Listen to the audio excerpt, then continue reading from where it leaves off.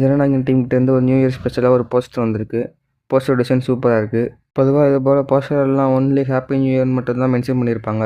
But இங்கே ஒரு படி மேலே போய் திருமண படத்தில் நியூ இயர் அன்னைக்கு விஜய் சொல்கிற ஒரு டைலாக் தான் நல்லா இருப்போம் எல்லோரும் நல்லா இருப்போம் ஹாப்பி நியூ இயர்னு சொல்லுவார். அந்த டைலாக் அப்படியே போஸ்டரில் மென்ஷன் பண்ண ஐடியா சூப்பராக இருக்குது. விஜயோட லுக் அண்ட் போஸ்டர் டிசைன் ரெண்டுமே நல்லாயிருக்கு.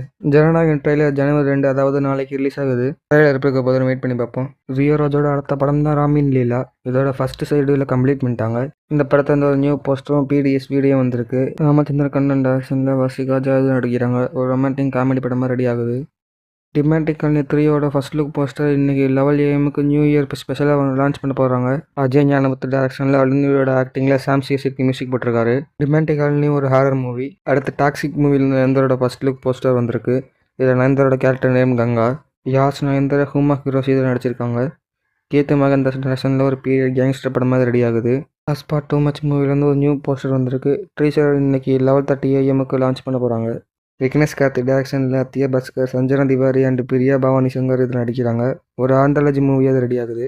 நான் சொன்ன இன்ஃபர்மேஷன் உங்களுக்கு ஓகே வந்தால் ஷேர் பண்ணி சப்ஸ்கிரைப் பண்ணுங்கள்.